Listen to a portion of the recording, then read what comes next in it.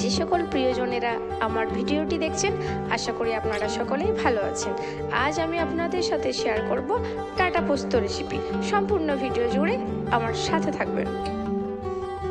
এই রেসিপির জন্য যে উপকরণগুলি আমি নিয়েছি সেগুলি হলো আলু, ডাঁটা আর পেঁয়াজ। কড়াইয়ে তেল দিয়ে দিলাম। আমি এই রান্নার জন্য সরিষার তেল ইউজ করছি, আপনারা আপনাদের পছন্দ মতো তেল ব্যবহার করবেন। তেল গরম হয়ে গেছে, গরম তেলে একটা শুকনো লঙ্কা দিয়ে দিলাম আর ফোড়নে দিলাম কালো জিরে আর জিরের মিশ্রণ, আর সঙ্গে দিয়ে দিলাম পেঁয়াজ। সব কিছু একবার ভালোভাবে ভেজে নিচ্ছি।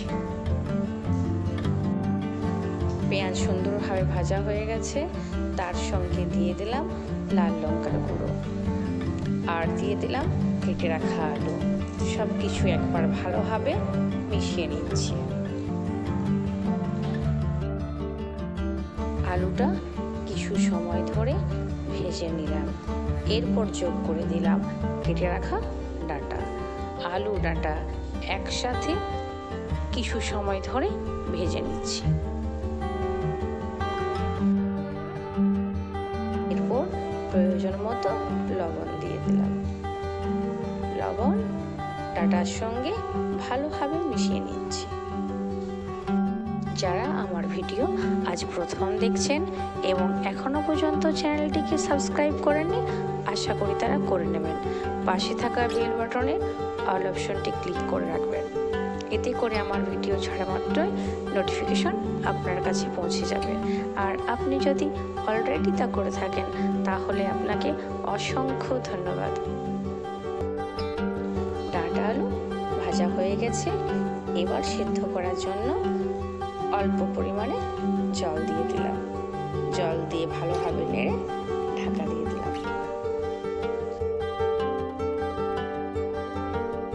খুলে দিলাম।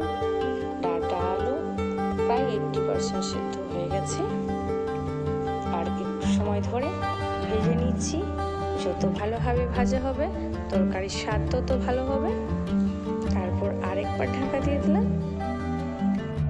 যদি আমার ভিডিও আপনাদের কাছে ভালো লেগে থাকে তাহলে একটি লাইক করে দেবেন আর কমেন্ট করে জানাবেন। এখনো একটু শক্ত আছে, তাই আরেকবার ঢাকা দিয়ে দিলাম।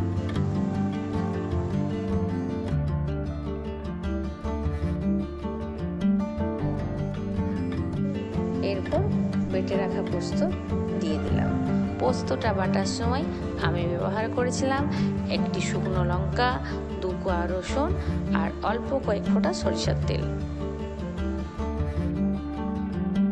পোস্ত দিয়ে ভালোভাবে মিশিয়ে নিচ্ছি আর তার সঙ্গে দিয়ে দিলাম অল্প একটু লবণ।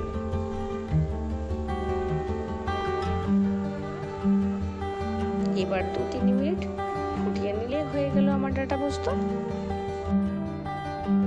এটা ডাঁটা পোস্তর ফাইনাল লুক। সাথে থাকার জন্য ধন্যবাদ।